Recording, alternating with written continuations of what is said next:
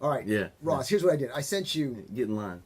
I sent you a text about what I wanted to talk about, and I think this is kind of necessary, important to know because a lot of licensed to carry people got guns, and they may be in a situation where they could do a citizen's arrest. But I'm like, what is it? Is there such a thing? What conditions must be present for it to happen? What authority does a citizen have? Where does that authority come from? Can a citizen, as compared to a police officer, take control of a situation? What about constraints? Can you restrain a person? I got all sorts of Right, questions. and we've come across this topic and touched on it in several other issues that we've covered. I think that it's also important to cover for the story you just gave about the EPA. Have more than one source of information when you're making a decision.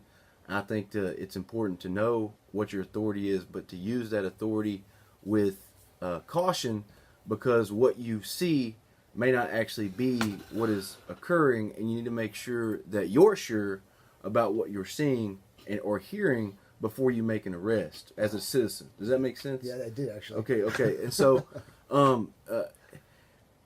here's the basic theory: is that you, as a citizen, and it goes all the way back to the days of England and before, and when we were over there in the mother country, and having a right when we had, and over here in America when we had less people as law enforcement officers, when people were in the wilderness or in smaller communities, that maybe all they had was a magistrate, and they really had no police officers around to protect. But the concept is still good, because oftentimes what you're going to hear, breaches of the peace occur without officers present, and action needs to be taken immediately to quell any threats that come about. And I think being a license to carry holder, okay, sometimes you are in a position to take a leadership role in subduing a threat to other people that are around you, including yourself.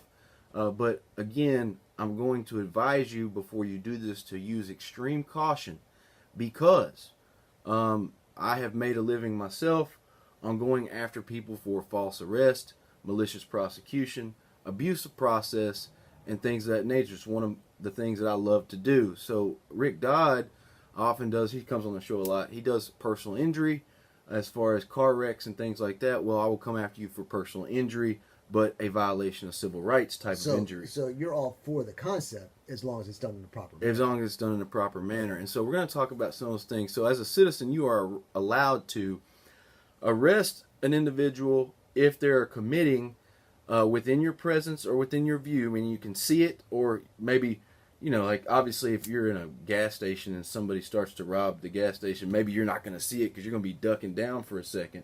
So you may not actually see the offense in view, but it's in your presence because you're right there. Gotcha, okay, so the code actually says presence or view, because presence you can still be there, although you may not see it. Right. Okay, you may hear it or feel it or sense it or know that it's happening. So if that's occurring, it's a felony or a breach of the peace. And so felonies, remember, there are some things that we've talked about when we're like, I can't believe that's a felony. And so I'm not going to go through the number of felonies. We've already talked about there being well over 1 million laws on the books, and it's too hard sometimes to distinguish a felony. So if it's clear, like a robbery, sexual assault, child abuse, things of that nature, I think that you're going to be okay in stopping and restraining the person. We've talked about the defense of protection of yourself, other people, and of your property, or property of others who you think you would have a right to protect. And so those all go into your right to arrest, because if you can defend those things, you are allowed to restrain somebody. You're allowed to use force, and restraint is a level of force that you're allowed to use. You see, these concepts all sort of play in together. Can I jump in here? When you say restraint, are you mentioning literal restraint, or are you talking about the verbal restraint and say, don't move because I got you covered? Or are you talking actually tying down? Because I made a comment here, can a citizen use duct tape, zip ties, handcuffs in the form of a restraint? Well, I'm speaking in both. So you remember that you can have a use of force that's not actually physical force. For instance, producing a firearm as a threat that you will use deadly force if necessary constitutes force. So you're not actually being physical with the person, although you are making a physical gesture towards that person. I think that you could make a terroristic threat to another person, hey man, if you make another move, I'm going to kill you. Maybe you don't have a gun, right? Maybe, or it's some other kind of use of verbal force that would constitute force, okay, in and of itself, to use to be your restraint, to stop that person. If you make another move against that little kid, I'm going to hurt you real bad.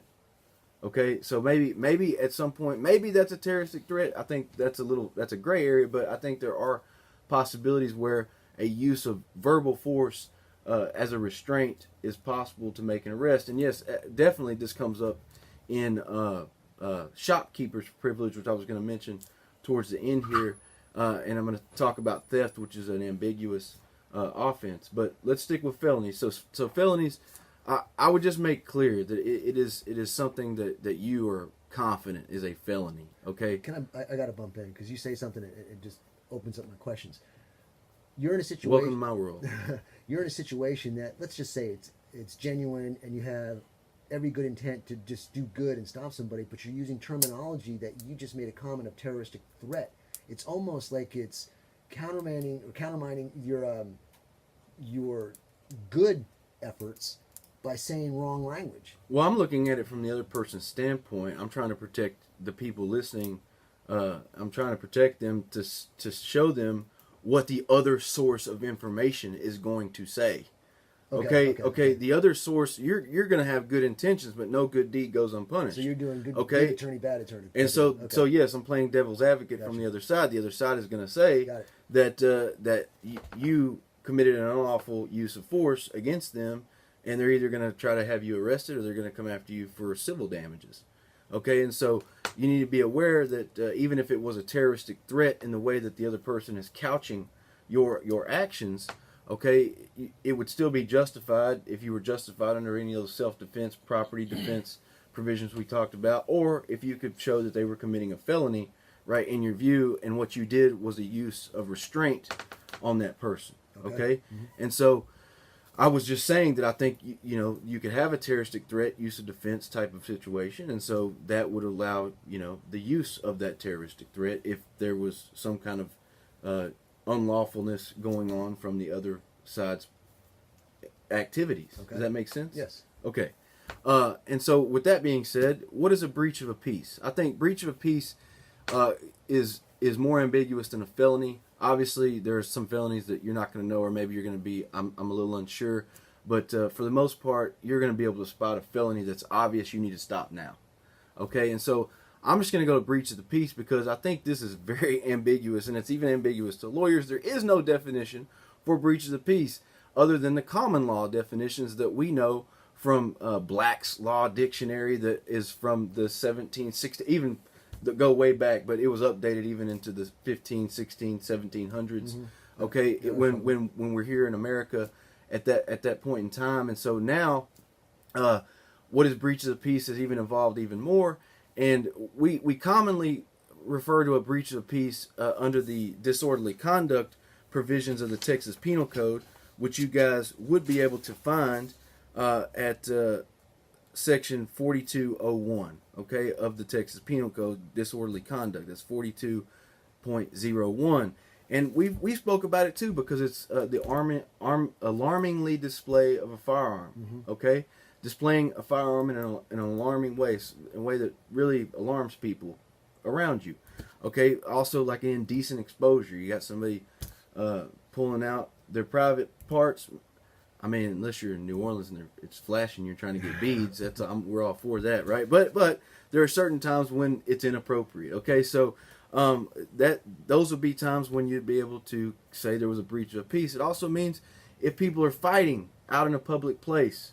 Okay, let's say you go to the football game, Rockdale and Cameron, for instance, last night unfortunately, it was not a close game. But let's assume that it was, and you go in overtime, you got two fans really fired up, and they start fighting that thing. There wouldn't have to be a police officer there for people to arrest. What if something like that happens and they say, hey, let's go behind the dumpster and take this, have this fight? Is that a public place?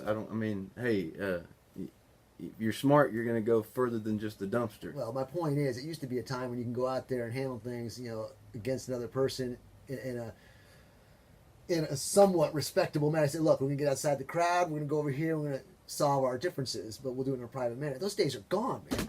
I mean, I don't disagree with you. I think that some people just need their butt whipped sometimes, and I agree with you. I mean, and there has been times in my life when that person has been me. Okay, even so, I mean, sometimes it's good for people, but I'm not going to sit here and coach you on fighting, and which could possibly get you in trouble, right? If the situation occurs and you feel like they did it in an appropriate manner and you want to let it go, then let it go. If you feel like you need to step in and make an arrest because there is some danger to the public, then by all means, I'm trying to tell you how you could possibly do that. But I would make sure that there probably is going to be some sort of danger to the public.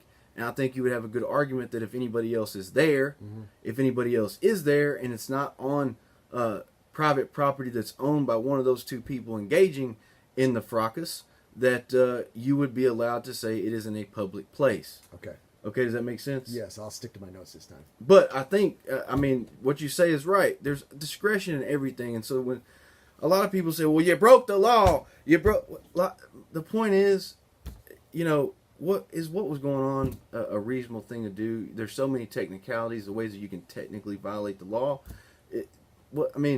Sometimes it's just appropriate, and it's not appropriate in other situations. I mean, I don't know what to tell you. I'm not going to sit here and say go ahead and fight behind a dumpster and think that you're going to be okay, because if it's behind a dumpster, it's probably in a public place. Okay. Does that make sense? Yes, sir.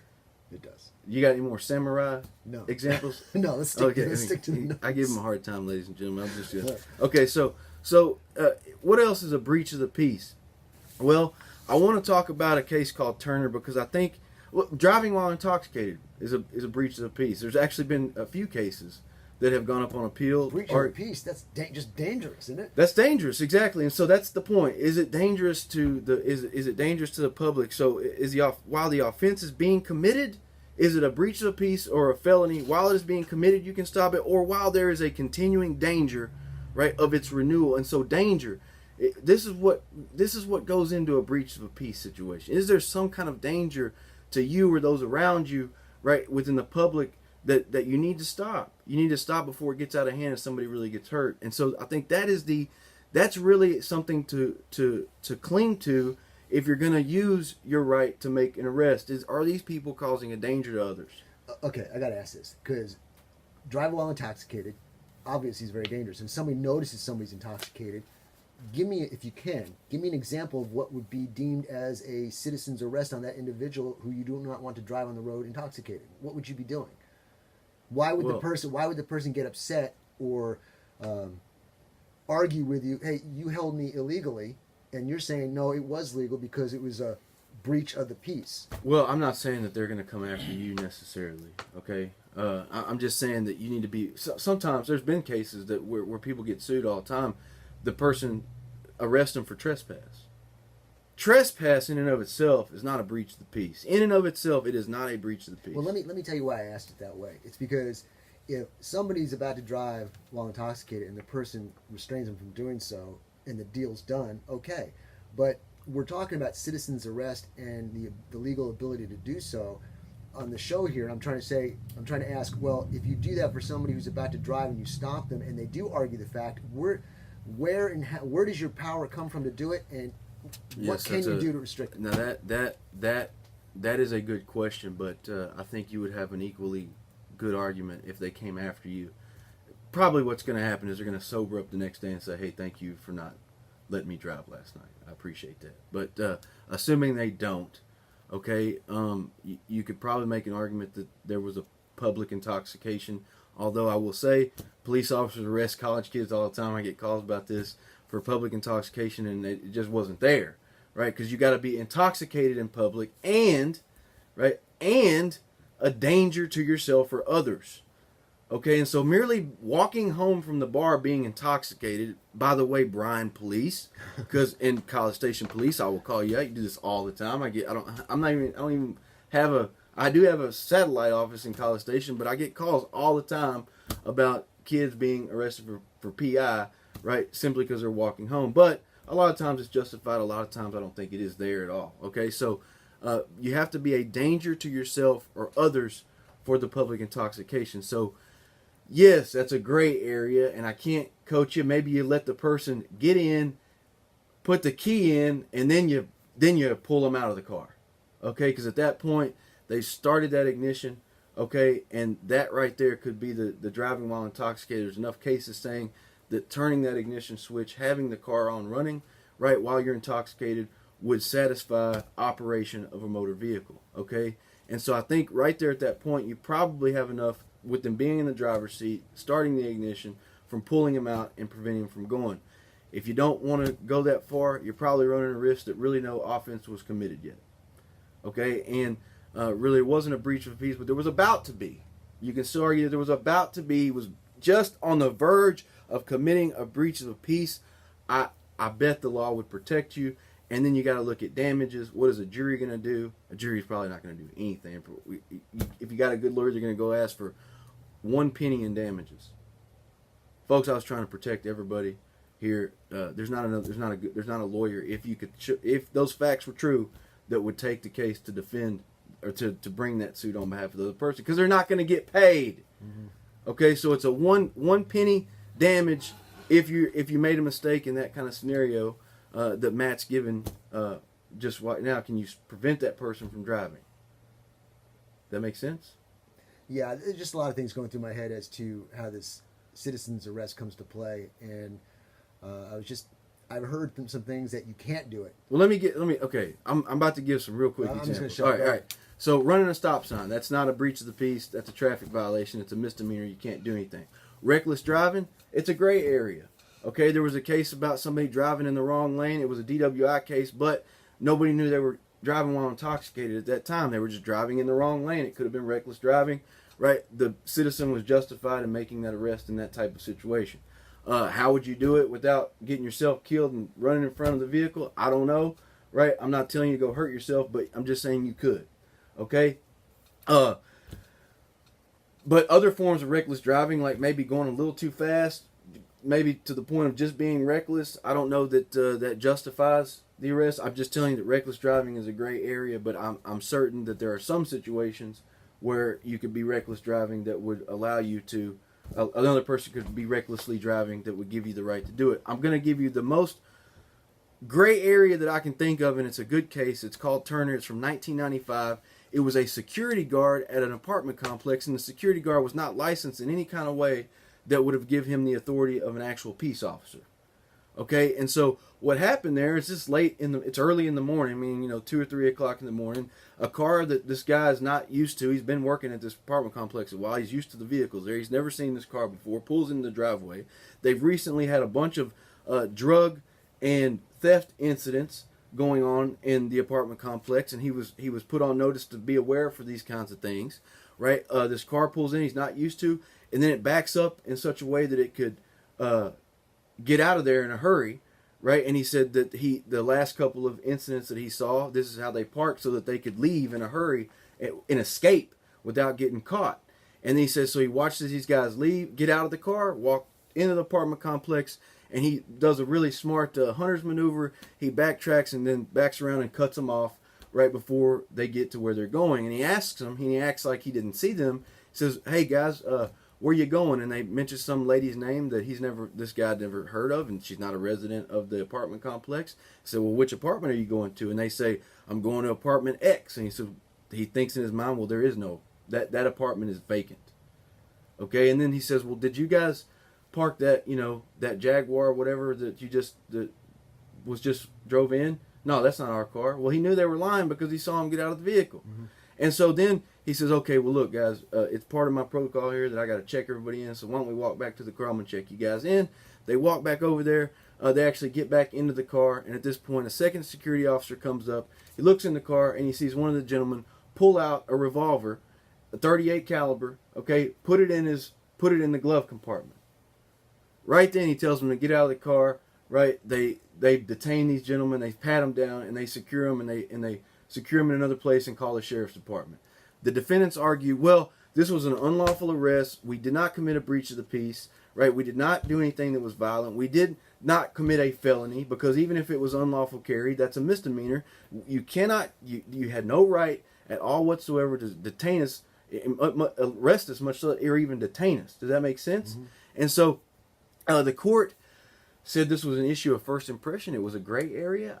I'm not even sure that I agree with the opinion, but I see the plight of the situation, and it was upheld. The arrest was upheld. The security guard had a right to do it, and he said, and you could tell there was some coaching here, right? You think about a security guard. Maybe it was a bright young man in college just doing security, so he may have been a bright individual. But if I know security guards, they don't usually talk in this manner to say that there is nothing more that would give me more consternation. That's what he said in under oath and testifying. Give me more which is part of the breach of the peace common law definition. Okay, that would give us consternation, right? Of danger. Okay, some kind of worry that some kind of danger exists, right? Than someone holding a .38 caliber pistol in their lap. And was it even a violation? Yes, we spoke about it. You cannot have your pistol in plain view, even if you're an LTC holder. Right. It's got to be in your pistol. And so, yes, it was a violation. We have that. But then when you think about it, all those facts thrown together, right? It was possibly a breach of the peace because it gave rise to some indication that a danger to others existed. You read that. That was kind of what I was thinking. We're running out of time, so I wanted to recap it. I was thinking the same thing. It's not like you have actual hard evidence. It was the culmination or the collection of all these little different clues that make you say, hey, something's not right here. I'm going to detain it or hold it. So your story there, it kind of backs up the question I was going to ask, but I have to ask this before because we're about to be out of time. What type of restraints can you use without worry of it coming back on you? Like I said, can you, if you feel like this guy's going to get away, can you duct tape him? You're going to have the same restrictions as a police officer. It's got to be reasonable and necessary. Okay. It cannot be unnecessary force.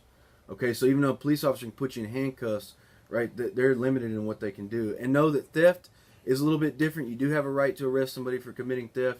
You especially have a right to restrain them, right, for committing your own property. There's actually some exceptions in the Texas Civil Practice and Remedies Code, the shopkeeper's privilege, that would allow you to do it. But I caution you to even use restraint in that situation, because we talked about the guy that ran with a handgun trying to stop him. A lot of times, if you pursue him out of the store, you're going to lose that protection. You better make sure that you got him right at the moment of theft, or trying to leave the store with it before you do it, or trying to leave your property. Come to a lawyer before you go over to somebody else's house to retrieve your property, and make sure that you're going to be within the law. Speaking of calling a lawyer, tell everybody, Ross, how they can get a hold of you. My phone number is 605-4140. That's 605-4140, area code 254. You can email me, benton@watson.legal, benton@watson.legal, or come see me over here on the square in the Cameron at 105 East Main Street, 105 East Main. So very good, Ross. It's always a pleasure to have you on. Always great entertainment and great knowledge coming through. So we thank you very much. Hey, thank you guys. All right.